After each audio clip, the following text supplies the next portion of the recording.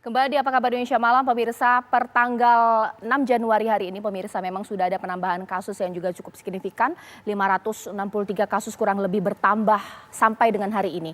Kalau melihat dari dunia, di Amerika ini juga lonjakannya drastis 1 juta kasus per hari. Dan apa yang akan dilakukan pemerintah Indonesia mengantisipasi bahwa tidak ada kenaikan drastis, bahkan juga prokes diperketat. Karena kalau sudah keluhan dari Menparekraf ini bahwa libur Natal dan Tahun Baru ini ternyata masyarakat abai dengan yang namanya protokol kesehatan. Bahkan Menkes mengatakan mal-mal ini sudah mulai tidak seketat dulu nih menerapkan aplikasi Peduli Lindungi. Yuk kita bahas di malam hari ini. Sudah tersambung saya dengan Ibu Siti Nadia yang merupakan jubir Satgas COVID-19.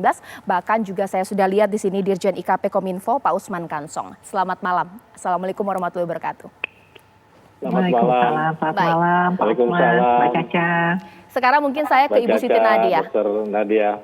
Ibu Siti Nadia, sebenarnya dari pantauan Satgas COVID-19 ini, aplikasi Peduli Lindungi ini apakah sama ketatnya seperti dulu sebelum launching atau makin kesini nih udah makin abai nih, satpamnya nggak ngecek, masyarakatnya juga nggak mau, pura-pura scan aja, nggak dicek juga. Ini bagaimana Bu Siti Nadia?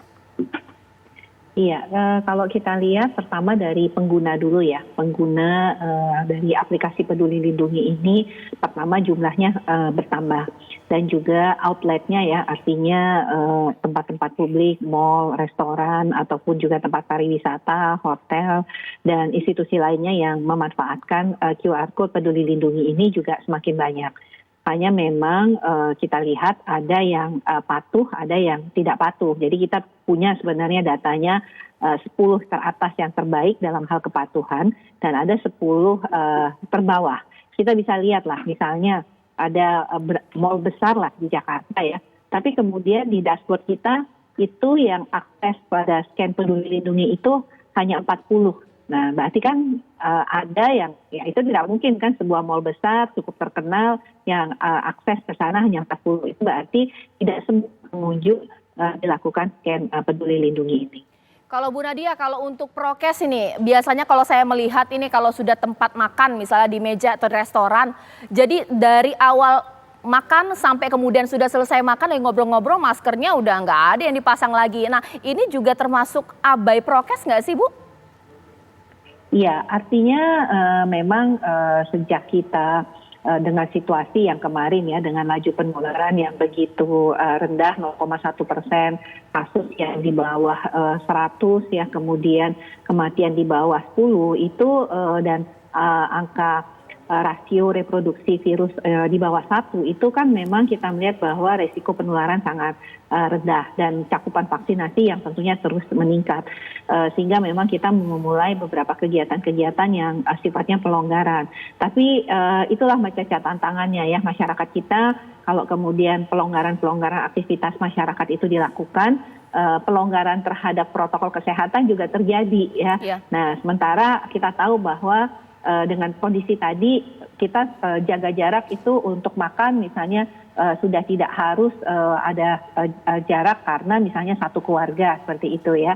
Jadi kapasitas daripada restoran tersebut bisa bertambah. Tapi tetap artinya makan melepas masker itu hanya pada saat kita makan. Pada saat kita tidak makan ya kita harus pakai masker sebagai pengunjung. Tetapi kemudian sebagai yang kemudian pramusajinya itu tetap harus menjalankan protokol kesehatan.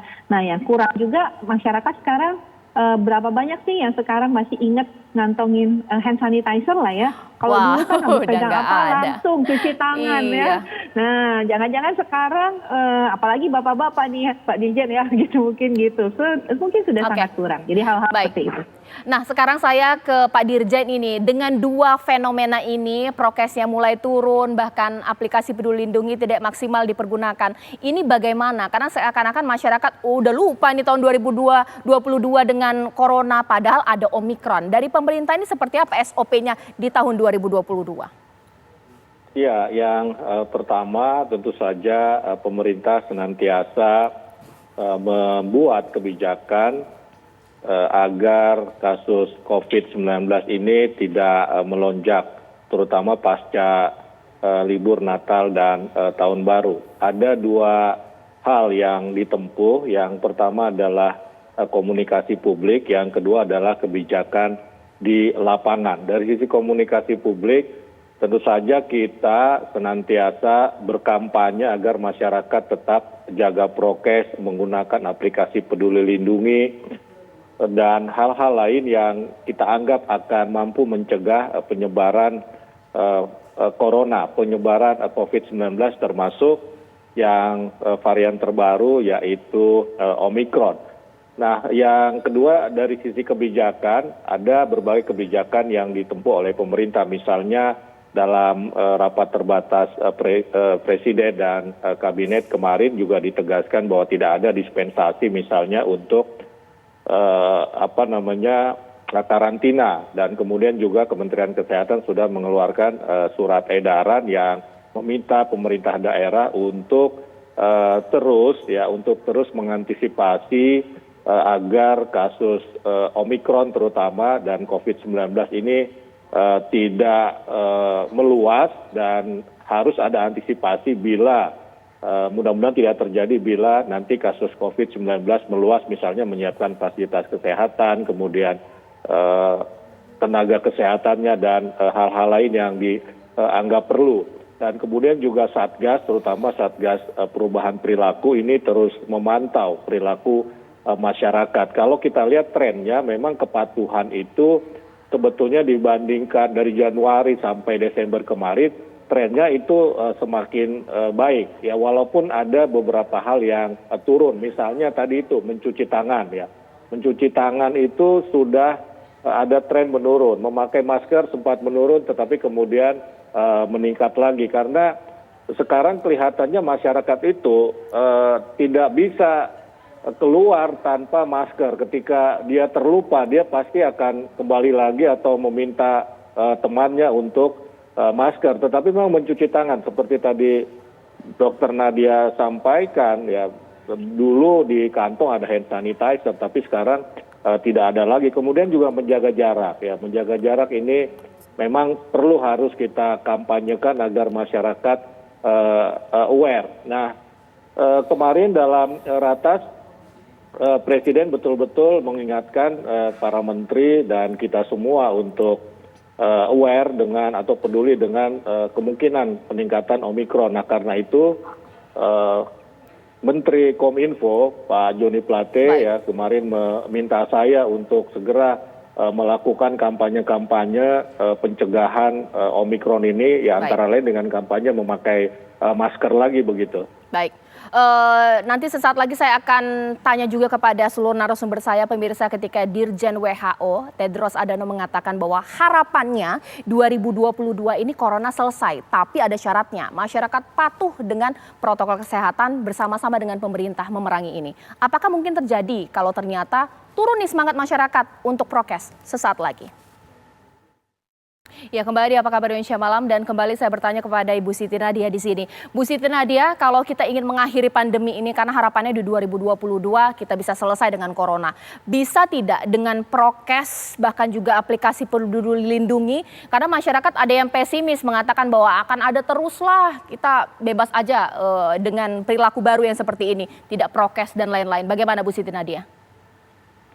Iya, jadi tentunya yang pertama adalah tidak bisa hanya prokes saja, kemudian kita mengendalikan pandemi ini.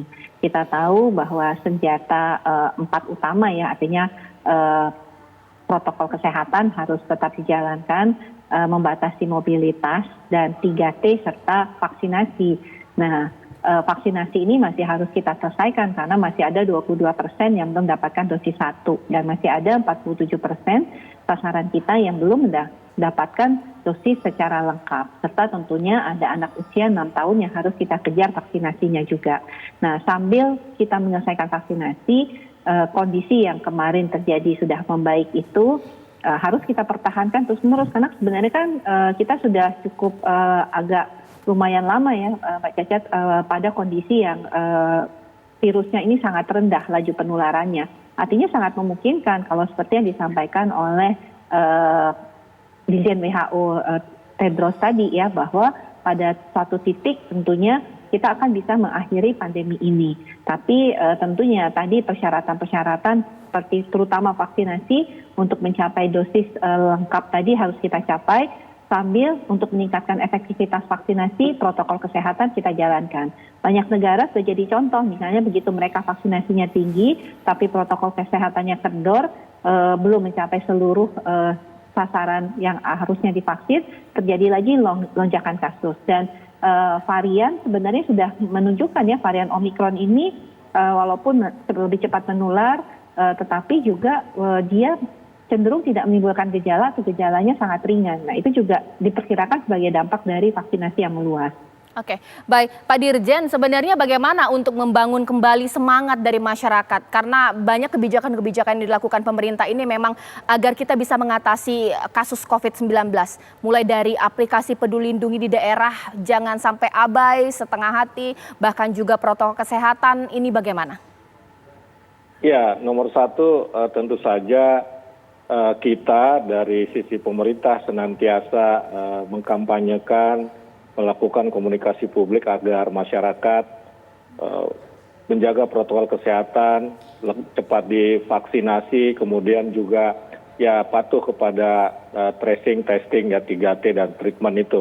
Nah, yang kedua, yang paling penting tentu saja adalah kontrol ataupun yang kedua kesadaran. Kita ingin membangun kesadaran pada dasarnya begitu dengan imbauan atau kampanye tadi, dengan komunikasi publik. Tetapi yang ketiga yang paling penting juga adalah kontrol atau pengawasan di lapangan, terutama dari pemerintah daerah.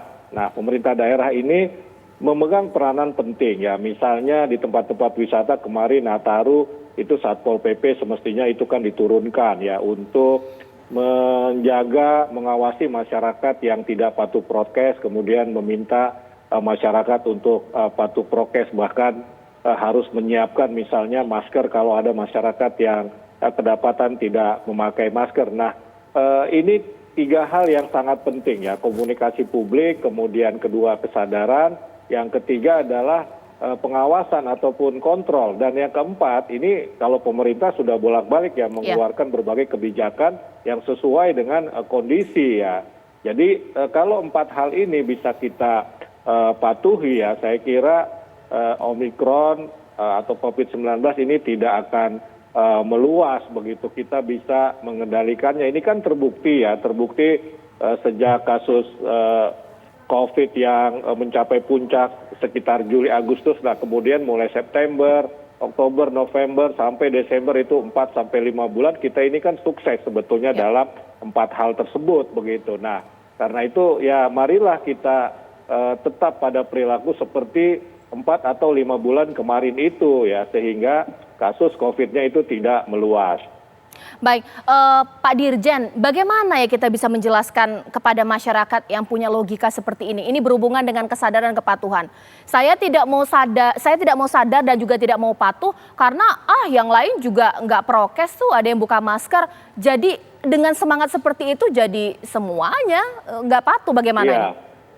Iya, karena itu kampanye yang dilakukan oleh Kominfo ini adalah hashtagnya itu, tagarnya itu kan mulai dari kamu sebetulnya ya.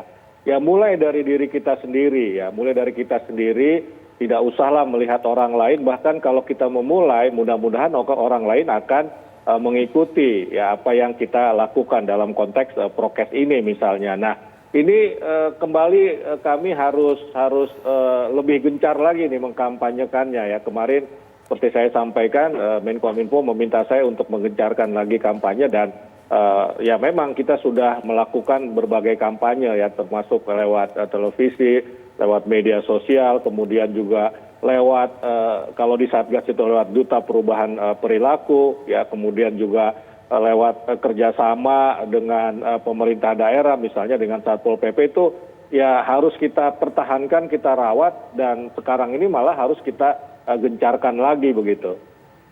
Baik, terima kasih seluruh narasumber saya mulai dari Bu Siti Nadia, bahkan juga Pak Dirjen, Pak Usman Kansong di sini. Lagi-lagi pemirsa, ini merupakan hal yang harus terus-menerus kita pahami, kita lakukan, kita aplikasikan. Prokes yang paling penting dan segera vaksin untuk dukung vaksinasi nasional. Karena saya setuju dengan hashtag tadi, mulai dari kamu, mulai dari saya dan mulai dari Anda. Selamat malam, sampai jumpa.